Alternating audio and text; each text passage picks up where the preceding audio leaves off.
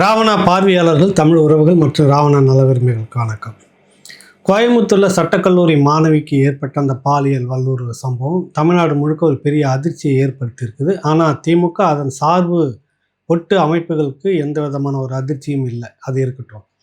இதில் சமூக வலைத்தளங்கள்லையும் சில யூடியூப்லேயும் பார்க்கும்போது அந்த மாணவி ஏன் அந்த நேரத்துக்கு அங்கே சென்றிருக்க வேண்டும் என்று ஒரு பிரதானமான ஒரு கேள்வியை முன்வைக்கிறாங்க. இது ஒரு ஜனநாயக நாடு. சட்டத்தின்படி ஆட்சி நடக்கிறது. காவல்துறையினுடைய கட்டுப்பாடு இங்கே மிக சிறப்பாக செயல்பட்டு கொண்டு இருக்கிறது என்றால் எந்த நேரத்தில் எங்கேயும் யாரும் உட்காந்து பேசலாம், நடக்கலாம், இருக்கலாம். அது அவங்கவுங்களுடைய தனி மனித சுதந்திரம். இரவு நேரத்தில் ஏன் இருந்தாங்க, பகல் நேரத்தில் ஏன் இருந்தாங்க, அங்கே போய் ஏன் இருந்தாங்க அப்படின்றப்ப இருக்கு. அந்த பெண் தரப்பில் விசாரிக்கும் போது அங்கே தன்னுடைய ஆண் நண்பர் அவர் சமீபமாக அங்கே படிக்க போன இடத்துல இருக்குது. அவர் ஆட்டோமொபைல் கடை வச்சுருக்கிறாரு.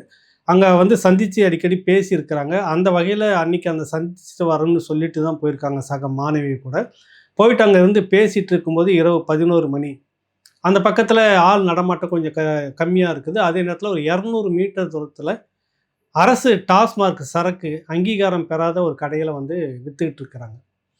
இது அந்த இடத்துல நிறைய புகார் நடந்திருக்கு. லைசன்ஸ் ஹோல்டு கிடையாது. ஆனால் சட்டவிரோதமான மதுபான விற்பனை அப்படின்னா அது பின்னணியில் யார்? எதிர்கட்சி தரப்பில் யாரும் விற்க முடியாது. அரசுக்கு எதிரான கட்சியாக இருக்கக்கூடியவர்களோ அவங்க சார்ந்தவர்களோ யாரும் அந்த மாதிரிலாம் விற்க முடியாது. அரசு பலம் பொருந்திய அரசு ஆதரவு பெற்ற யாரோ ஒரு நபர் தான் அது விற்க முடியும். கட்சிக்காரர் தான் அப்படி அந்த வேலையெல்லாம் செய்ய முடியும். அந்த இடத்துல ஏன் அது இருந்தது? அந்த இடத்துல சமூக விரோத கும்பல்கள் அடிக்கடி போதையில் எல்லாமே செய்துட்டு இருக்கிறது பழக்கம். இந்த மாணவியை மாணவியும் அவருடைய காதலனும் காரில் உட்காந்து பேசிகிட்டு இருக்கும்போது இந்த கும்பல் போயிட்டு நேராக நின்று தகராறு பண்ணி அடிச்சிருக்குது. கண்ணாடியை உடச்சிருக்கு. வெளியே வர சொல்லி சத்தம் போட்டிருக்கிறாங்க. அவங்க உயிருக்கு பயந்து அதை எடுக்கலை. என்ன நடந்ததுன்னு முழுதுன்னு தெரியல. அது பிறகு தான் அந்த பையன்கிட்ட விசாரிக்கும் போது சில தகவல் இந்த சம்பவத்தை சொல்கிறாரு. அடித்தாங்க, நாங்கள் திறக்கலை, வண்டி எடுக்கலாம் முயற்சி பண்ணுறப்ப பக்கத்தில் இருக்கக்கூடிய சைடு கண்ணாடியை உடச்சிட்டு உள்ளே பிடிச்சி அது பிற்பாடு வெளியே இழுத்து போடுறாங்க. என்னை பெரிய அந்த கத்தியோட அடிப்பகுதியெல்லாம் அடித்து அப்புறம் மண்டையெல்லாம் உடைச்சதில் எனக்கு மயக்கம் வந்தது. என்ன நடந்துச்சுன்னு தெரியலன்னு அந்த பெண்ணை சத்தம் போட்டிருக்கிறாங்க. அந்த பகுதியில் சில பேர் கேட்டிருக்கு. ஆனால் வெளியில் அவங்க வந்திருக்கும்போது எதுவும் தெரியல. அதுக்குள்ளே வாயை பொத்திட்டு ஒரு அடர்ந்த பகுதி ஒரு 200-100 மீட்டர் தூரத்தில் இருக்கக்கூடிய ஒரு அடர்ந்த பகுதியில் புதர் இருக்கிற பகுதியில் கொண்டு போய் தான் ஒரு மோசமான நிலையை செய்திருக்கிறாங்க. எந்த ஒரு பெண்ணுக்கும் இப்படி நடந்திருக்கக்கூடாது. காட்டு மிராண்டிகள் தான் இவங்க எல்லாருமே. அந்த பெண்ணை அப்படியே விட்டுட்டு போயிருக்காங்க. துணி இல்லாமல் மயக்கம் தெளிஞ்சு எழுந்து கத்தி திரும்ப விழுந்திருக்கிறத பார்த்ததா சொல்லி சில செய்திகள் சொல்கிறது. மயங்கி கடந்திருக்கிறாங்க. என்ன நடந்ததுன்னு தெரியல. காலையில் ஒரு 3 மணி வாக்கில் தான் அவனுக்கு அந்த காதலனுக்கு நினப்பு தட்டி சுற்றி முற்றி பார்க்குறான். தன்னுடைய காதலியை காணோம். பிறகு அங்கே இருக்க காவல்துறைக்கு தகவல் தெரிவிக்கிறான். அவங்க பார்க்குறாங்க. இல்லை, உன்னை உடனடியாக மருத்துவமனைக்கு அனுப்புகிறாங்க. அங்கே சுற்றி சுற்றி தேடும்போது பிறகு தான் அந்த பெண்ணை மயக்க நிலையில் கண்டெடுத்ததாகவும் ஒரு தகவல். நேற்று இந்த விஷயத்தை விரிவாக பேச முடியல. அதுக்கு பிறகு தனியார் மருத்துவமனையில் ஒரு முதலுதவி சிகிச்சையெல்லாம் கொடுத்துட்டு இப்போ அரசு மருத்துவமனையில் வச்சுருக்கிறாங்க. அதுக்கு இடையில காலையில் ஒரு 3 பேர் சம்மந்தப்பட்ட 3 பேர் 7 தனிப்படை நேற்று வச்சு தேடி இருக்கிறாங்க. அதில் ஒரு 3 பேர் அவங்க தான் கண்டுபிடிச்சி அவங்க தேடும்போது துடியலூர் பக்கத்தில் தப்பி ஓட முயன்ற போது தடுக்க முயன்ற காவலர்களை கத்தியால் வெட்டி தாக்க முயற்சிப்பதற்கு துப்பாக்கி சூடு நடந்திருக்குது. அதில் குணா, கருப்புசாமி, காளீஸ்வரன். இந்த கருப்புசாமி காளீஸ்வரனுக்கும் 2 கால்லையுமே சுட்டிருக்கிறாங்க. குணாவுக்கும் 1 காலில் சுட்டிருக்கிறாங்க. இது புரியல. வழக்கம் போல் ஒரு ட்ராமாவா அப்படின்றதெல்லாம் தோணுது உங்களுக்கு. இது அது ஒருத்தருக்கு மட்டும் 2 கால் குறி வச்சு எப்படி சுட்டாங்க, காலுக்கு கீழே எப்படி காலில் மட்டும் சுட்டாங்க, இவ்வளோ பெரிய படுபாதக செயல் இந்த செய்து அந்த கோஷ்டியை ஏன் இவர்கள் தான் அப்படின்னு அம்பலப்படுத்தலை இது வரைக்கும் ஏன் மறைக்கிறாங்க? மற்ற விடயங்கள்லாம் இதை விட பெருசாலாம் நடந்திருக்க விஷயத்தை இவங்க தான் அக்யூஸ்டுகள் அப்படின்லாம் வெளியில் தெரிஞ்சது. இந்த குற்றவாளிகளுடைய பின்புறம் எதுவும் இல்லை. ரவுடிகள் தொடர்ச்சியாக குற்றச்செயலில் ஈடுபட்டு இருக்கிறவங்க, போதைக்கு அடிமையாகிற இந்த கும்பல் தொடர்ச்சியாக அந்த மாதிரி போதைகளை தான் செய்திருக்கிறாங்க அப்படின்றது. இந்த போதை எந்த சம்பவம் எடுத்தாலும் போதை இதுதான் நடந்துக்கிட்டு இருக்கிறப்ப இந்த போதையை கட்டுப்படுத்தக்கூடிய இந்த அரசு அது மேலே ஒரு தனி கவனமே செலுத்தாமல் இருந்துக்கிட்டு இருக்குது. ஒரு சட்டவிரோத மதுபான கடையை தன்னுடைய கட்சிக்காரன் சார்பில் தான் நடத்துகிறாங்க. தமிழ்நாடு முழுக்க இந்த மாதிரி எத்தனை கடைகள் வச்சிட்ருக்காங்க தெரியல. அது அனுமதி பெற்ற கடையோ அனுமதி பெறாத கடையோ இந்த சரக்கு தான் இவ்வளோ குற்றங்களுக்கும் சம்பவம் எல்லாத்துக்குமே நடந்திருக்குது. நம்ம ஒரு சம்பவத்திலையும் நம்ம பார்க்குறோம். இதுக்கெல்லாம் காரணம் இந்த அரசுடைய ஒரு அலட்சிய போக்கு. முழுக்க முழுக்க அரசு தான் பொறுப்பேற்கணும். இவங்க ஏன் அந்த இடத்துக்கு போனாங்க, இவங்க ஏன் இந்த இடத்துக்கு போனாங்க அப்படின்றதெல்லாம் கேள்வியாக இருக்கும். முட்டா பையன் தான் அது மாதிரிலாம் கேள்வி கேட்பாங்க. யாருக்கும் எந்த இடத்துலையும் தன்னுடைய பிரச்சனைகளை பேசி தீர்த்துக்கிறதுக்கு எங்கே வேணாலும் உட்காந்து பேசிப்பாங்க, எது வேணாலும் இருப்பாங்க. தனி மனித சுதந்திரம் இது. ஒரு பெரிய அளவில் முன்னேறாத மாநிலம்னு சொல்லிட்டு இங்கே இருக்கிற அறிவுஜீவிகள், நான் 2 முறை போயிருந்தேன். அவங்களுக்கு மணிப்பூருடைய உச்சி பகுதி, மலைப்பகுதி மோரேங்கிற தமிழர்கள் வாழக்கூடிய பகுதி அது. அப்போ அவங்க கீழே தரப்பகுதியிலிருந்து போகும்போது மலையில் ஏற்றம் தொடங்கின உடனே எல்லாம் பிரம்மாண்டமான பெரிய பெரிய மலைகள். கிட்டத்தட்ட ஒரு 6 மணி நேரம் 7 மணி நேரம் பயணமாயிட்டே இருக்கிறோம். அப்புறம் தான் அந்த உச்சியில் மோரே என்ற கிராமம். அந்த இடத்துலேருந்து எல்லை தான். அந்த பக்கத்தில் வந்து பார்த்தீங்கன்னா பர்மா அப்படியே அந்த பக்கத்தில் கண்ணுக்கு எதிர்க்க பர்மா எல்லை தொடங்குது. ஒரு முருகர் பெரிய கோயில் இருக்குது. கோயில் அந்த பக்கம் கதவு திறந்தீங்கன்னாக்கா பர்மா மக்கள் தமிழர்கள் வருவாங்க. இந்த பக்கம் இருக்கக்கூடிய இந்திய தமிழர்கள் போவாங்க. அந்த மாதிரி இருக்கக்கூடிய இடத்துக்கு நான் போகிறேன். போயிட்டு வரும்போது பல இடங்கள்ல அங்கே பார்க்குறேன். நாங்கள் இறங்கி வரும்போது திரும்ப நிறைய இடத்துல பார்த்தா இளம் பெண்கள் 3, 4 பேர்கள் தனியாகவும் இருக்கிறாங்க. அப்புறம் பெண்ணும் பையனுமே தனித்தனியாக இருக்காங்க அந்த மலைப்பகுதியில். அங்கங்கே நான் பார்த்துட்டே வரேங்க. என்னங்க இவ்வளோ சுதந்திரமாக இங்கே இருக்கிறாங்க, இந்த மாலை நேரத்தில் இப்படி இருக்கிறாங்க, ஏதாவது இங்கே வந்து சமூக ஒரு சம்பவம் நடக்குமான்னு கேட்டதுக்கு அந்த மக்கள் சொல்கிறாங்க, அப்படி ஒருத்தன் செய்யணுன்ற துணிச்சல் கூட இங்கே வராது, எண்ணமே முதல்ல இங்கே வராது. என்னன்னா அவ்வளோ அச்சம். என்ன மாதிரியான கொடுமையான தண்டனைகள் நடக்கும். பெண்கள் தனியாக இருக்கக்கூடிய பெண்களில் இந்த மாதிரி சீண்டல் வேலை பண்ணாக்கா கொடுமையான தண்டனை. அதே ஆணும் பெண்ணும் தனியாக உட்காந்து பேசிட்டு போகிறதுக்கு உரிமை இருக்குது. அந்த இடத்துல இப்படி போய் ஒருத்தர் தலையீடு போதையில் கூட செய்ய மாட்டான். அப்படி ஒரு தெளிவாக இருக்கும். என்னென்னா தண்டனைகள் வந்து கடுமையாக இருக்கும். எந்தெந்த விதத்தில் அப்படின்னு சொல்லவே முடியாது. அதனால் அங்கே வந்து அது கேள்வியே கிடையாது. அவங்க பாட்டு சுதந்திரம் எல்லா இடத்துலையும் சுற்றிக்கிட்டு இருப்பாங்கன்னு தான் சொன்னாங்க. இது கண் எதிர்க்க நடந்தது. இங்கே இருக்கக்கூடிய படித்து எல்லாத்தையும் முன்னேறிட்டு நாங்கள் தான் முதன்மையானவர், ஒருத்தர் வந்து அறிவு விதையெல்லாம் விதைச்சார் என்ன, அதனால் இங்கே எல்லாமே வந்து பெருகிடுச்சுன்னு சொல்லக்கூடிய இந்த மண்ணில் தான் சில கூட்டங்கள் வந்து என்ன இருந்தாலும் ஒரு கட்டுப்பாடோடு இருந்திருக்கணும் தோழர், இவங்க ஏன் அந்த நேரத்துக்கு அங்கே போயிருக்கணும் அப்படின்னு சொல்லிட்டு. இல்லை இன்னொரு விடயத்தை வந்து பேசினேன்னா, இந்த முற்போக்கு பெண்கள் அமைப்புன்னு ஒன்று இருந்திருக்குது. வட மாநிலங்களில் இப்படி ஒரு சம்பவம் நடந்து அங்கே இருக்கக்கூடிய பாரதிய ஜனதா கட்சியோ இல்லை வேறு ஏதோ ஒரு கட்சியோ நடவடிக்கை எடுத்துக்கிட்டு இருந்தாலும் கூட வந்து இது நடந்தது அநீதின்னு இங்கே வரைக்கும் தமிழ்நாடு இல்லை இந்தியா முழுக்க அது ஊதி பெருக்கி பெரிய போராட்டமாக அதுக்கு இங்கே வந்து கொடி பிடிச்சிக்கிட்டு இந்த நடிகைகள்லாம் வந்து நின்றுட்டு ரோட்டில் வந்து பெரிய ஆர்ப்பாட்டம் பண்ணதெல்லாம் நடந்தது. ஆனால் இந்த சம்பவம் நடந்திருக்குது. இது வரைக்கும் ஒரு கீச்சு மூச்சுன்னு ஒரு சத்தம் இல்லை. இந்த முற்போக்கு முகமூடிகள்னு கருஞ்சட்டைக்குள்ளரையும் சிவப்பு சட்டைக்குள்ளே இருக்கக்கூடிய மதிப்புக்குரிய எந்த முற்போக்கு முகங்கள்னு ஒரு பெரிய பதிவு இது போடல. இது ஒரு பெரிய அநீதி. காவல்துறையினுடைய கட்டுப்பாடு செயலிழந்து போயிடுச்சு, செயலற்ற காவல்துறையாக இருக்கிறது. நான் காவல்துறையை சொல்கிறேன், இப்போ கூட இந்த காவல்துறையை சுதந்திரமாக அவங்க கையை கட்டாமல் நீங்கள் விட்டீங்கன்னாக்கா நடவடிக்கை எடுக்குன்னா 24 மணி நேரத்தில் சட்டம் ஒழுங்கு கட்டுப்பாட்டில் இருக்கும். எல்லாவற்றிலுமே அரசியல் தலையீடு இருப்பதாகத்தான் இது தெரியுது. ஒரு முற்போக்கு பெண்கள் அமைப்புமோ இல்லை முற்போக்கு இடது வலதுன்னு சொல்லிக்கிற எந்த ஒரு முற்போக்குமே இதை வந்து ஒரு பதிவே இல்லை, ஒரு பெரிய விவாதம் இல்லை. செய்திகளில் 10ஓட 11 நார்மலைஸ்ன்னு சொல்லுவாங்களே, வழக்கப்படுத்துதல் 10 செய்திகளோட இதுவும் ஒரு செய்தி அப்படின்ற மாதிரி தான் நேற்றுலேருந்து ஓடிட்டுருக்குது. ஆனால் வேறு எங்கேயாவது நடந்துச்சுன்னா மட்டும் தமிழ்நாடு கொந்தளிக்குது. இந்த பெண்கள் அமைப்பெல்லாம் ரோட்டுக்கு வந்துடுறாங்க, ஆர்கனைஸ் பண்ணிடுறாங்க. இதை பற்றி பேசாத போனால் அவன் துரோகி, அவன் இப்படியானவன் அப்படியானவன்னு ஒரு பேரை வைக்கிறது. இந்த பெண் விடையும் எப்படிப்பட்ட ஒரு அநீதி, எவ்வளோ பெரிய அநியாயம். நீங்கள் என்ன பண்ணிட்டு இருக்கிறீங்க, இந்த காவல்துறை என்ன பண்ணிட்டு இருக்கு, இந்த அரசு என்ன பண்ணிட்டு, ஒரு பெரிய போர் வந்திருக்கணுமா இல்லையா, எதிர்ப்பு குரல் வந்திருக்கணுமா இல்லையா, ஒன்றுமே இல்லையே. ஏன் எதிர்கட்சியாக இருக்கும்போது மட்டும் பாஞ்சி நீங்கள் வந்து ரோட்டுக்கு வந்து ஆர்ப்பாட்டம் பண்ணிட்டுருக்கீங்க, பேசிகிட்டு இருக்கிறீங்க. இதில் யாருமே இல்லையா. அதிமுக பேசுது, பாஜக பேசுது, நாம் தமிழர் கட்சி பேசியிருந்தாங்க, பேசிக்கிட்டு இருக்கிறாங்க. அந்த பாரை அடித்து உடைச்சதெல்லாம் நாம் தமிழர் கட்சி தான். வேறு யாருமே இதை பேசலை. ஏன் பேசலை நீங்கள்? என்ன காரணத்தில் என்ன இருக்குது? சாத்தான் குளத்தில் காவல் மரணம் நடக்குது. ஃபெலிக்ஸ் ஜெயராஜ் 2 பேர் இது உடனடியாக நடவடிக்கை எடுக்கிறாங்க. ஸோ ஒரு கட்டத்தில் வந்து அது அநீதி நடந்துன்னு தெரிஞ்சு நடவடிக்கை எடுக்கிறாங்க, எல்லாம் பண்ணுறாங்க. ஆனாலும் தொடர்ந்து போராட்டம் நடந்துக்கிட்டு இருந்தது. உழுந்து பிறண்டு இங்கே பெரியார் சிலை, மவுண்ட் ரோட்டில் பெரியார் சிலையில் உழ ஆரம்பித்தவங்க சாத்தாங்குளம் வரைக்கும் உருண்டுக்கிட்டே போன கோஷ்டிலாம் இருந்துச்சு. அப்படி வந்து உடம்பெல்லாம் மண்ணும் கண்ணீருமா ஒட்டுற அளவுக்கு போராட்டம் வெடிக்கிற அளவுக்கு பண்ணீங்க நீங்கள். ஆனால் அதுக்கு பிற்பாடு நிறைய காவல் மரணம், 25க்கு மேற்பட்ட காவல் மரணம். எந்த போராட்டமும் இல்லை, எந்த குமுறலும் இல்லை, எந்த ஒரு இதுவும் இல்லை. என்ன பொள்ளாச்சி கூட்டு பாலியல் நடந்தது. உடனடியாகவே வந்து விசாரணை, அது வேணா சிபிஐ கையில் கொடுத்துருங்க அப்படின்னு. இது வந்து கட்சி சார்பான ஒரு விடயம் வருது அப்படின்னு உடனடியாக சிபிஐ விசாரணை நடந்தது. அது திமுக இவங்க ஆட்சிக்கு வந்திருப்பார் தான். அது அரசு தரப்பில் வழக்கறிஞர்லாம் போடுறாங்கன்னு நினைக்கிறேன். குற்றப்பத்திரிக்கைலாம் தாக்கல் நடந்தது. அதிமுக உடனே பட்டுன்னு இது வந்து யாராக இருந்தாலும் நடவடிக்கை எடுக்கணும், பாரபட்சம் பார்க்கவே இல்லை. கட்சி சார்பு அது கூட இந்த மாதிரி இல்லை. அது வந்து பழகி அவங்கள நட்பாக வந்து ஏமாற்றி ஒரு இடத்துக்கு கூட்டிட்டு போய் பண்ணக்கூடிய ஒரு பாலியல் மிக கொடூரமாக நடந்த விடயம். குற்றவாளிகள் எந்த கட்சி யாராக இருந்தாலும் வந்து அயோக்கியம், அதை விடவே கூடாதுன்னு எல்லாருமே பேசணும். அதற்கு அப்பொழுது வெடித்த திமுக, அதனுடைய ஒட்டுக்குழுக்கள், அதனுடைய ஒட்டாத குழுக்கள், இப்படி பலதும் பேசின முகம் ஒன்று கூட இப்போ இல்லை. 2 நாட்களாக ஒரு பெரிய கள்ள மௌனம். 2, 3 கட்சிகள் மட்டுமே இது பற்றி பேசுகிறது, எழுதுகிறது, விமர்சனம் செய்கிறது. காவல்துறை தன்னுடைய கட்டுப்பாட்டை இழந்து விட்டது என்பதை சொல்லணும், திருப்பி திருப்பி சொல்லணும். மிக மோசமான போதை நடமாட்டம் தமிழ்நாட்டுக்குள்ளே இருக்குது. இதற்கு பெண்கள் எல்லோரும் சேர்ந்து ரோட்டுக்கு வந்து கேள்வியை எழுப்புகிற பட்சத்தில் தான், காவல்துறையை சுதந்திரமாக செயல்பட சொல்லக்கூடிய பட்சத்தில் தான் இந்த சட்டம் ஒழுங்கு சரியாக இருக்குன்ற ஒரு அவலம் வந்து பிறந்துக்கிட்டு இருக்கு. ஒரு கள்ள மௌனத்தில் இருக்கிறீங்க எல்லாரும். ஏன் பேசலை? இதை பற்றி எதுவும் விவாதிக்கலை, ஏன் பேசலை சொல்லுங்கள். இந்த போல கடந்த ஆட்சியில் எதிர்க்கட்சியாக இருந்த திமுக தொடர்ந்து நடவடிக்கை எடுக்கப்பட்ட பிறகு கூட போராடிக்கிட்டு இருந்தது, பேசிக்கிட்டு இருந்து, விவாதம் பண்ணிக்கிட்டு இருந்தது. ஊடகங்கள்லாம் அதை வந்து தொடர்ச்சியாக விவாதம் பண்ணிக்கிட்டு இருந்தது. இந்த கோவை சட்டக்கல்லூரி மாணவி விடயத்தில் எந்த பெரிய விவாதமும் இல்லை.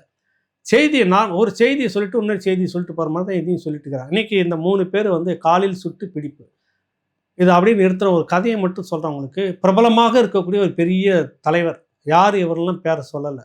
அன்றைக்கி அவர் அந்த கட்சியில் ஒரு 2ஆம் கட்ட 3ஆம் கட்ட தலைவராக இருந்துட்டு இருந்தார். இன்றைக்கி ஒரு பிரதான கட்சிக்கு பெரிய தலைவர். அவர் மேலே ஒரு பெரிய கிரைம் அண்டு மர்டர் கேஸில் இருந்தது. சிபிஐ விசாரிச்சுக்கிட்டே இருக்குது.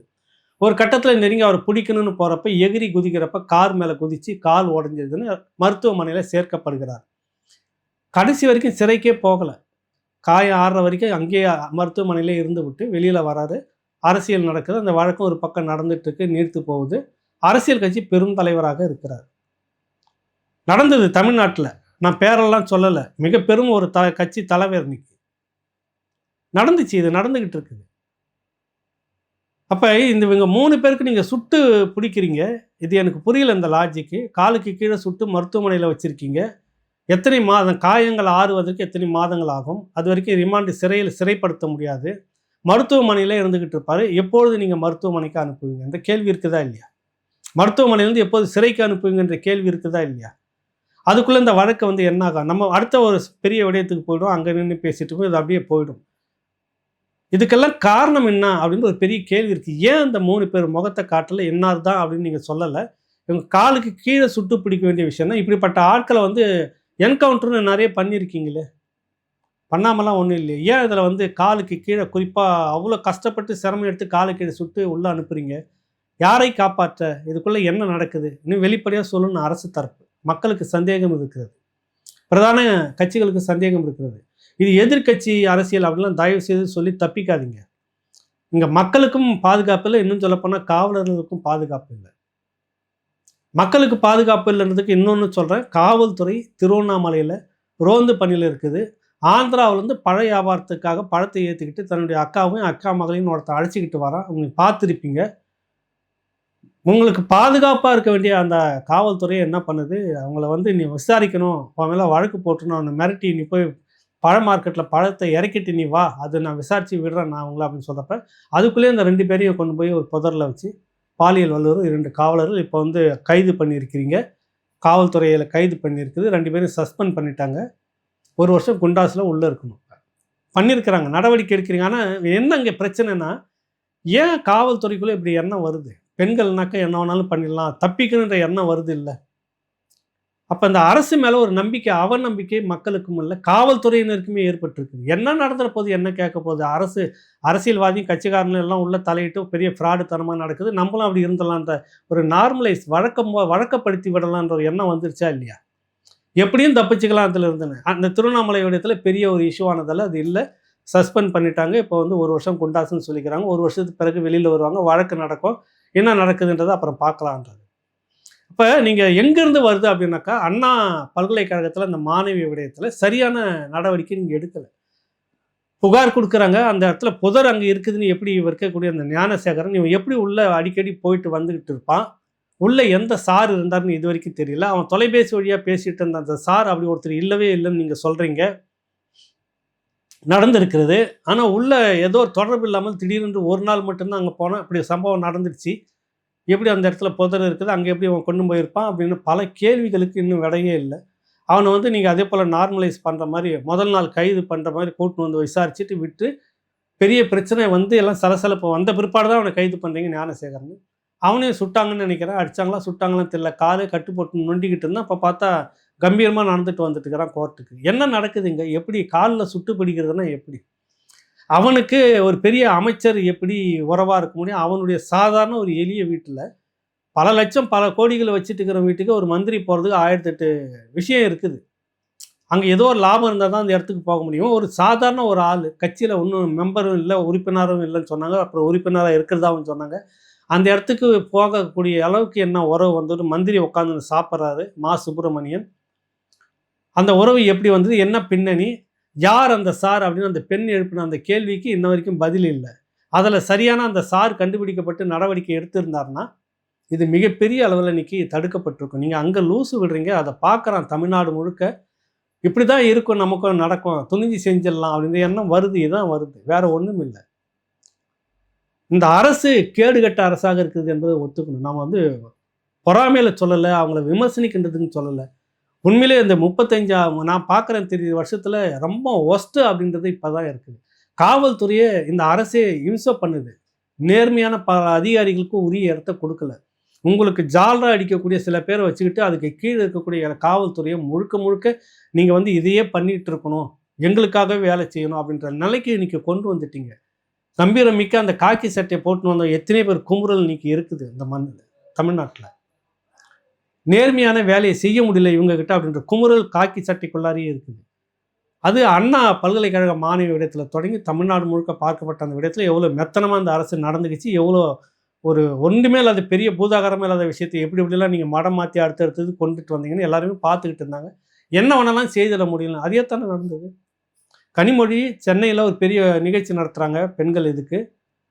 அதில் கலந்துக்கிட்ட 2 பேர் திமுக கட்சிக்காரனுங்க. பெண் காவலரை வந்து பாலியல் சீண்டல் பெரிய பிரச்சனையாகிறது, கைது பண்ணாங்க, வெளியில் விட்டாங்க. குற்றப்பத்திரிகை தாக்கல்னு நினைக்கிறேன். விசாரணை அது நடக்கிறப்ப உடனே காவலர்கள் அந்த பெண் காவலர்கள் மிரட்டப்பட்டாங்கன்னு செய்திலாம் வந்தது. இப்போ இன்ன வரைக்கும் என்னன்னு தெரியல. அப்போ அந்த 2 திமுக கட்சிக்காரன் என்ன மாதிரிலாம் என்ன வேணாலும் செய்திடலாம் உங்களுக்கு, நம்ம வந்து அதிகாரத்தில் இருக்கிறோம், காக்கி சட்டியவே நம்ம பெண் காவலருங்க, எப்படியெல்லாம் நடக்குமா உங்களுக்கு? வெளியில் சுதந்திரமாக இருக்கிற அந்த கட்சிக்காரன். அப்போ என்ன காக்கி சட்டிக்கே ஒரு பெரிய அவமரியாதை வந்திருக்குது, அது பெண் காவலர்களுக்கும் ஒரு மரியாதை இல்லை. அப்புறம் என்னடா பார்த்துக்கலாண்டா அப்படின்ற எண்ணம் இதே தானே அந்த குற்றவாளிகளுக்கு சமூக ஒரு குற்றவாளிகளுக்கு வந்து அவனே அப்படி இருக்கிறான், நமக்கெல்லாம் என்ன நடந்துட போகுது, உள்ளே போவோம் வெளியில் வரும். இத்தனை நிறைய குற்றவாளிகள்கிட்ட பேசும்போது இதுதான் வருது. திருச்சியில் KN நேரு கோஷ்டிக்கும் திருச்சி ஒரு MP சிவா கோஷ்டிக்கும் பிரச்சனை. இவங்க 2 பேர் சண்டையில் ஒரு கோஷ்டியை வந்து விரட்டி காவல்துறை போய் தஞ்சம் அடைகிறாங்க. ஒரு அந்த விரட்டிட்டு உள்ளே போய் உள்ளாரவே தாக்குதல் நடக்குது. அப்போ ஒரு பெண் காவலர் கையும் உடைக்கப்படுது. வழக்கு இல்லை, ஒன்றும் இல்லை, அவங்க மிரட்டப்பட்டாங்க, வழக்கு அவங்க புகாரே கொடுக்கல, ஒன்றும் இல்லை. அது வழக்கம் போல் ஒரு சம்பவம், அது சாதாரண சின்ன விஷயங்கன்ற மாதிரி ஆகிப்போச்சு. இல்லை அதிமுக ஆட்சியில் நடந்திருந்ததுன்னா திமுக இது எப்படிப்பட்ட காவல் நிலையத்துக்கே பாதுகாப்பு இல்லை, போலீஸாருக்கே பாதுகாப்பு இல்லை, எவ்வளோ பிரச்சனையை வெடிக்க வச்சுருப்பாங்க, எவ்வளோ விவாதம் நடத்தியிருக்கோம் ஊடகங்கள். ஏன் இது எதுவுமே பேசலை? என்ன நடக்குது தமிழ்நாட்டில்? இவ்வளோ விஷயங்கள் இருக்குது, பட்டியலாக சொல்லிகிட்டே இருக்கிறேன். இந்த திமுக அரசு வந்த பிற்பாடு சட்டம் ஒழுங்கு எப்படி சீர்கெட்டு இருக்கிறது, போதை உச்சகட்டத்தில் இருந்துக்கிட்டு இருக்குது. எந்த மாநிலத்திலும் எவ்வளோ கிடையாது. பட்டி தொட்டியெல்லாம் போதை மருந்து போதை மாத்திரன்னு இருக்குது. நீங்கள் வந்துட்டு அப்பாவாக இருந்து உருகி உருகி பேசிக்கிட்டு இருக்கீங்க டிவியில். அந்த பக்கம் கட்சி நிர்வாகி தான் இப்போ கோயம்புத்தூரில் சட்டவிரோத மதுபான கடையை நடத்திக்கிட்டு இருந்தான். இல்லைன்னா ஒரு தனிநபர் நடத்திட்டு இருந்தனுக்கு சப்போர்ட் இல்லாமல், கட்சி சப்போர்ட் இல்லாமல் ஒரு நடத்த முடியுமா ஒருத்தர் தனிநபர்? நினச்சி பாருங்கள். எப்படி காவல்துறைக்கு அந்த மதுபான விற்பனை என்ற இடம் தெரியாமவே இருந்திருக்கு, ஏன் நடவடிக்கை எடுக்கலை? இது எல்லாமே இந்த ஒரு பெண் பாலியல் சம்பவத்துக்கு பின்னாடி இருந்து நம்ம பார்க்கணும். இந்த தமிழ்நாடு அரசுடைய சட்டம் ஒழுங்கு எப்படி சீர்கெட்டு போயிருக்கிறது. எதிர்கட்சிகளை பழிவாங்கிறதுக்கு மட்டுமே நீங்கள் பயன்படுத்திட்டு இருக்கிறீங்க காவல்துறையை. விமர்சனம் செய்வர்களெல்லாம் பொய் வழக்கில் போகிறதுக்கு ஆர்வம் காட்டி அவங்களை கைது பண்ணுறதுக்கு காட்டுற வேகத்தை இந்த மாதிரியான விடயத்தை நீங்கள் பார்க்கறது இல்லை. உங்கள் கட்சி MP MLA மந்திரி யார் வேணாலும் ஒரு மக்கள் பிரச்சனைக்கு போகிறாங்கன்னா மொத்த காவல்துறையும் அங்கே அனுப்பிடுறீங்க. மக்களுக்காக காவல்துறையா இல்லை உங்கள் உயிருக்காக மட்டுமே தான் காவல்துறையா? மக்கள் உயிருக்கு காவல்துறை இருக்காதா?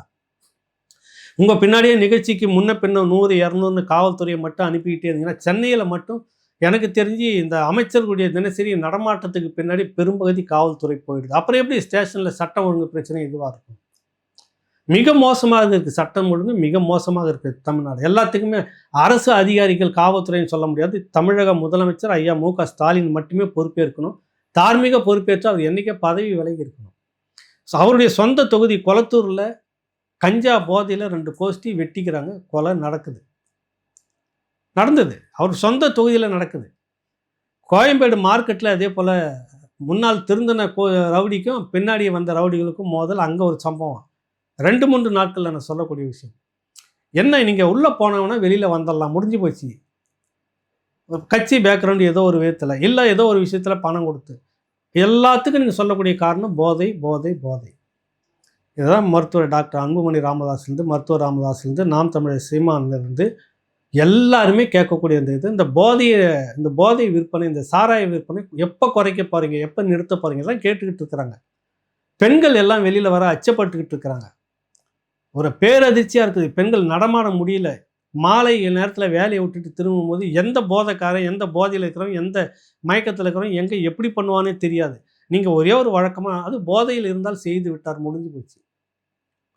எத்தனையோ இருக்குது பெருந்தலைகள், யாரும் பேசாமல் வெக்கமாக இருக்குது, அவமானமாக இருக்கிறது. ஒருத்தர் கூட இது பெரிய அளவில் கண்டிக்கவே இல்லை. திமுக ஒட்டு குழுக்களாக இருக்கக்கூடிய ஒருத்தரும் பேசவே இல்லை. ஏன் பேசலை? பேசணும்ல, தவறு செய்த எல்லா பக்கத்துலேயும் தவறுன்னு பேசணும் இல்லை. இது ஒரு பெரிய அநீதியாக இருக்கிறது. ஏன் சுட்டு பிடித்தார்கள் என்பதும் ஒரு கேள்விக்குறியாக இருக்கிறது. அந்த நபர்களுடைய புகைப்படம் வராத அளவுக்கு பார்த்துக்கிறதுல என்ன இருக்குது அப்படின்றது பெரிய விடயமாக இருக்கிறது. உண்மையிலே சுட்டார்களா இல்லையான்றதுன்னு கூட தெரியல. அது ஒரு பக்கம். சுட்டு இருந்தது உண்மை என்றால் வரவேற்கக்கூடியது சரி. ஆனால் இதுக்கான அந்த மருத்துவமனையிலே வச்சு பார்த்துக்கிட்டு இருக்குது ராஜ மரியாதை. எப்படி இருந்தாலும் அவருக்கு 2 மாதம் ட்ரீட்மெண்ட் நடக்கும் துப்பாக்கி சூடு காயத்துக்கு. சிறைச்சாலைக்கு எப்பொழுது போவாங்க? இது என்ன ஆகும்? இதுக்கு பின்னாடி வேறு ஏதாவது அரசியல் இருக்கிறதா? திமுக பின்புலம் எதனா இருக்குதா அப்படின்றதெல்லாம் இருக்குது. சந்தேகத்தை தான் நான் வைக்கிறேன். இது புரளி வதந்தியை கலப்பினார்னு நீங்கள் வழக்கு சம்மன் கொடுக்குறீங்களா, கைது பண்ணுறீங்களா, அது பண்ணிக்கங்க, அது வேறு விஷயம். மக்கள்கிட்ட இவ்வளோ கேள்வி இருக்குது உங்கள் பேரில். தொடர்ச்சியாக சட்டம் ஒழுங்கு சீர்கெட்டிருக்கு, வன்முறை இருக்குது. பொறுப்பேற்றாகணும் மு.க.ஸ்டாலின் அவர்களுக்கு. நீங்கள் 4 வருஷமாக இதே தான் உருட்டிகிட்டு வந்திருக்கீங்க. இது அமைதி பூங்காவாக இருக்குதுன்னு சொன்ன அடுத்த நாளே ரோட்டில் வந்து ராக்கெட் விட்டுக்கிட்டு இருக்கிறாங்க. அதுபோல் தான் கோவை மாணவிக்கு, சட்டக்கல்லூரி மாணவிக்கு இப்போ நடந்திருக்கிற விடயம். பெண்கள் கட்டமைப்பு பெரிய கொதிப்புக்குள்ளாக இருக்கிறது. உங்களுக்கு சார்பான பெண்கள் கட்டமைப்பு வந்துட்டு நல்லா சொகுசாக உட்காந்து நல்ல பெரிய கொரட்டை விட்டுக்கிட்டு இருக்கிறாங்க. வேறு மாநிலத்தில் எதனா நடந்துச்சுன்னா ஏன்னா அங்கே மட்டும் ரோட்டுக்கு வந்து அப்போ மட்டும் நாங்கள் போராடுவோன்ற மாதிரி அவங்களுடைய நிலைப்பாடு இருக்கட்டும். எதுவாக இருந்தாலும் இதில் இன்னொரு விடயம் சேர்த்து சொல்லணும். தமிழக வெற்றி கழகம் அந்த சிபிஐ விசாரணை எப்படி இருக்குது அப்படின்றத நம்ம பார்க்கணும். நேற்று கிடைத்த அந்த தகவலை வச்சு மேலோட்டமாக சிலது சொல்லியிருந்தேன். அந்த இதில் நிர்மல்குமார் அவருடைய பொதுச் செயலாளராக இருக்கக்கூடிய செய்தி துறைன்னு நினைக்கிறேன் நிர்மல்குமார், தமிழக வெற்றி கழகம் ரொம்ப சாதாரணமாக சொல்கிறாரு. ஒன்றும் இல்லை, வந்தாங்க, விசாரித்தாங்க, சிசிடிவி கேமராவை கொடுத்தாங்க, கேட்டிருந்தாங்க. முன்னாடி சிறப்பு புலனாய்வு குழுன்னு போட்டிருந்தாங்களே தமிழ்நாடு கவர்மெண்ட் எஸ்ஐடின்னு, அவங்க என்ன கேட்டாங்களோ அதே கேள்வி தான் சிபிஐ கேட்டுச்சு. நாங்கள் கொடுக்குறோன்னு ஒத்துட்டோம். ஒரே வாரத்தில் முடிச்சிட்டாங்க. அப்படி இல்லை, நிர்மல்குமார், ஆதவ அர்ஜுன், புசி ஆனந்த் இந்த 3 பேரிடம் மொத்தம் 6 பேர் கொண்ட டீம் போயிருக்காங்க. ஒவ்வொருத்தர்கிட்டையும் 2 பேர், 3 பேர்கிட்டையும் தனித்தனியாக 2 மணி நேரம் விசாரிச்சிருக்காங்க. ஒவ்வொருத்தர்கிட்டையும் தனித்தனியாக சில கேள்விகள்லாம் வச்சுக்கிட்டு ஒவ்வொரு இடத்துலையும் விசாரிச்சிருக்கிறாங்க. அதில் குறிப்பிட்ட ஒரே ஒரு கேள்விக்குமான விஷயம் மட்டும் நமக்கு கசிஞ்சது என்னன்னா, அரியலூர்லேயே வந்துட்டு அங்கேயே தாமதம்னு தெரியுது. அந்த இடத்துல ஒரு திட்டமிடல், அங்கே ஒரு நிகழ்ச்சி நிரல், அங்கே நிற்கணும் போகணும் அப்படின்றதெல்லாம் கிடையாது. அங்கே கிட்டத்தட்ட 1 மணி நேரம் அரியலூரில் ஆகுது. அப்போதாவது கரூரில் இருக்கக்கூடிய கட்சி தலைமைக்கு சொல்லி 1 மணி நேரம் தாமதம் ஆகுது, மக்களை நீங்கள் யாரும் கூட்ட வேணாம் அப்படின்னு யாராவது சொல்லியிருக்கீங்களா? ஏன் அப்படி நடக்கலை? ஏன் இந்த திட்டமிடாத இந்த இடத்துல இவ்வளோ 1 மணி நேரம் எடுத்துக்கணும் அப்படின்ற கேள்வி கேட்டிருக்கிறாங்க. இவர்கள்கிட்ட சரியான பதில் இல்லை. இன்னும் நிறைய கேள்விகள் கேட்டிருக்கிறாங்க. அது நம்ம இப்போ சொல்லக்கூடாது. சில சொல்லக்கூடிய கேள்விகளை மட்டும் நம்ம பேசியிருக்கிறோம். இதெல்லாம் விசாரணைக்கு தடையாக இருக்கும். முழுக்க வீடியோ கவரேஜ் பண்ணியிருக்கிறாங்க. ஏன்னா உச்சநீதிமன்றத்தினுடைய மேற்பார்வையில் அதற்காக நியமிக்கப்பட்ட ஓய்வு பெற்ற தனி நீதிபதியினுடைய வழிகாட்டுதலையும் ஆலோசனையிலும் 2 ஐபிஎஸ் அதிகாரிகள் பொறுப்பேற்று இந்த விஷயத்தை நடந்துக்கிட்டு இருக்குது. வந்திருக்கிறவர்கள் யாரும் எந்த வார்த்தையும் பேசலை. குறிப்பிட்ட கேள்விகளை கேட்டுட்டு மட்டும் பதிவு பண்ணிக்கிட்டே இருக்கிறாங்க. உங்களுடைய பொறுப்பு இதில் என்னவாக இருந்தது ஆதவ அர்ஜுன், நீங்கள் இதில் என்னவா இருந்துட்டு என்னவா செய்துட்டு உங்களுடைய வேலைப்பாடு இதுக்குள்ளே என்னென்ன இருந்தது பல கேள்விகள். புஷி ஆனந்த் அவர்களுடைய உங்களுடைய பொறுப்பு என்னென்னவாக நீங்கள் எடுத்துக்கிட்ட வேலை என்ன, நீங்கள் என்னென்னலாம் செய்துட்டு இருந்தீங்க, இந்த நிறைய குழப்பங்கள் அங்கங்கே வந்திருக்குது, மேற்கோள் காட்டி இதெல்லாம் கேட்டிருக்கிறாங்க. இதுக்கான பதில் எல்லாம் இப்போ வாங்கியிருக்கிறாங்க. இதெல்லாத்தையும் வச்சு பார்த்துட்டு மீண்டும் ஒரு விசாரணை அவங்கக்கிட்ட இருக்குது. அதை தாண்டின எப்படி பார்த்தாலும் இந்த வாரம் அல்லது அடுத்த வாரத்துக்குள்ளாக நடிகர் விஜய்க்கும் முறைப்படி சம்மன் கொடுத்து அவரிடமும் சில கேள்விகளை கேட்க வேண்டியிருக்கிறது சிபிஐக்கு அப்படின்ற தகவல் இப்போதைக்கு கசிஞ்சு இருக்கிறது. விஜய் விரைவில் சிபிஐ விசாரிக்கும், அதில் மாற்று கருத்தே இல்லை அப்படின்னு சொல்ல வராங்க.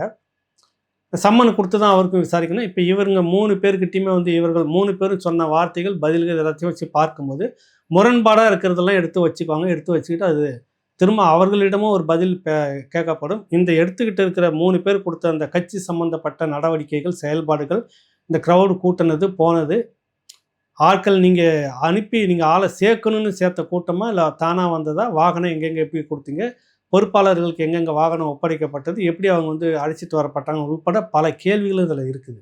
எதாச்சியாக வந்த மக்கள்ன்றது வேறு. பல பகுதிகளும் இவங்க வாகனத்து பொறுப்பை மட்டும் கொடுத்துட்டு கூட்டமாக அழைச்சிட்டு வர்றது பொறுப்பாளர்களுடைய வேலை அப்படின்னு சொல்லிட்டு நிர்பந்தம் பண்ணி அழைச்சிட்டு வந்திருக்கிறாங்க.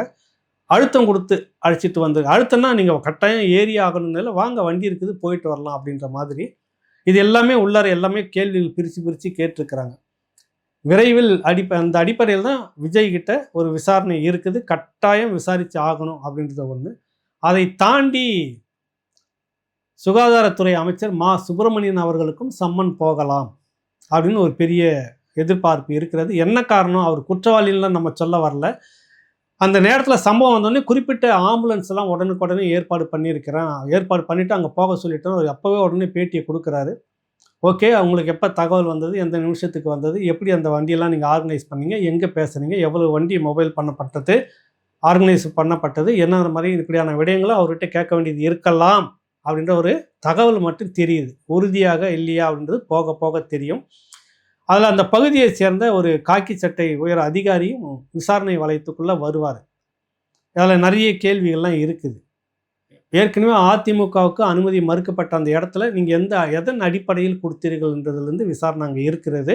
இதெல்லாம் விசாரித்து முடிச்ச பிற்பாடு தான் இன்னொரு பிரமுகர் இது மேலோட்டமாக தான் நான் சொன்னது. மா சுப்பிரமணியன் அவர்களும் அந்த காக்கி சட்டை அவங்களாம் ஒரு வழக்கம் போல விசாரணை தான். அது அவர்களும் இதுக்குள்ளே விசாரிக்கப்படும். ஏன்னா எல்லாமே வீடியோவில் எடுத்து மேற்பார்வை, உச்சநீதிமன்றத்தினுடைய மேற்பார்வை, அதுக்குன்னு ஒரு நீதிபதி நியமிச்சிருக்காங்களா, அதனால் இது எல்லாமே முறைப்படி வீடியோவில் எடுத்து உச்சநீதிமன்றத்துக்கு அப்பப்போ தகவல் தெரிவிச்சுட்டு இருக்கிறாங்க. இதில் மேற்கொண்டு ஏதாவது நடவடிக்கை எடுக்கணும், வேறு யாருன்னா விசாரிக்கணும், அதுக்கு தடையாக இருக்கிறது ஏன்னா சிக்கலாக இருந்தால் நீதிமன்றத்தை சொல்லி ஒரு ஆர்டரை வாங்கணும், அவ்வளவும் சொல்லியிருக்கு உச்சநீதிமன்றம்.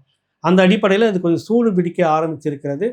விஜய் பாரதிய ஜனதா கட்சி அதிமுக கூட்டணிக்குள்ளே போனாலும் கூட இந்த விசாரணை கட்டாயம் அவர் விசாரிக்க வேண்டியது இருக்காது. என்னன்னு கேட்பாங்க, இது என்னன்னாலும் நடந்தது, உங்கள் தரப்பில் எது தவறுன்னு நீங்கள் நினைக்கிறீங்க அதை சொல்லுங்கள் தாராளமாக, யார் காரணம்னு நினைக்கிறீங்க, உங்கள் சந்தேகம் சொல்லியிருக்கீங்க, உண்மைகள் விரைவில் வெளியில் வரும்னு சொன்னதுக்கு என்ன காரணம், எந்த உண்மைகள் வெளியில் வரும்னு நீங்கள் நினைக்கிறீங்க, இது எல்லாத்தையும் கேட்பாங்க. அவரை குற்றவாளியா இல்லையான்றது நம்ம சொல்ல வரல, அவரும் விசாரிக்கப்படுவார். இதெல்லாம் விசாரித்து முடிச்சுட்டு இதில் இருக்கக்கூடிய பல சந்தேகங்களுக்கும் பிறகு தான் குறிப்பிட்ட மேலும் சொல்ல பரபரப்பாக எல்லாரும் பேசிகிட்டு இருக்கிறாங்கல்ல, கரூர் சம்மந்தப்பட்ட முக்கிய நபர்களும் அவரும் விசாரணை வளையத்துக்குள் வருவார் அப்படின்றது அது கடைசி கட்டமாக தான் நடக்கும். இப்போ கிடைச்சிருக்கிற இந்த தகவல் விஜய் இதுதான். மேற்கொண்டு அடுத்த கட்டம் என்னன்றதை பார்ப்போம். நன்றி, வணக்கம். பொங்கு தமிழ் 2025 தமிழ் மக்களின் அபிலாசைகளை கேட்காமல் இலங்கையின் ஒற்றை ஆட்சிக்குள் எம்மை உட்படுத்திய பிரித்தானிய அரச குடும்பத்திடமும் அதன் அரசாங்கத்திடமும் மற்றும் சர்வதேச நாடுகளிடமும் சர்வதேச கண்காணிப்பின் கீழ் பொது வாக்கெடுப்பை நடாத்த கோரி எதிர்வரும் நவம்பர் 9, 2025 ஞாயிற்றுக்கிழமை காலை 10 மணி முதல் பிற்பகல் 1 மணி வரை மெல்பர்ன் மாநகரின் பெடரேசன் சதுர்க்கத்தில் ஆஸ்திரேலிய தமிழ் பல்கலைக்கழக மாணவர்களால் ஏற்பாடு செய்யப்பட்டு அனைத்து மக்களின் பங்களிப்புடன் பொங்கு தமிழ் எனும் மாபெரும் மக்கள் எழுச்சி நிகழ்வு நடைபெற உள்ளது. உலகிலேயே சிறையுண்டு அடிமைப்பட்டு போய் கிடக்கும் தமிழராகிய நாம் எமது இன விடுதலைக்கு ஒன்றாய் அணிதிரள்வோம். இவ் எழுச்சி நிகழ்வுக்கு அனைத்து தமிழர்களும் குடும்பத்தோடு வருகை தந்து தமது வரலாற்று கடமையை நிறைவேற்றுமாறு அன்போடு அழைக்கின்றோம். நன்றி. மக்களிலிருந்து மக்களுக்காக.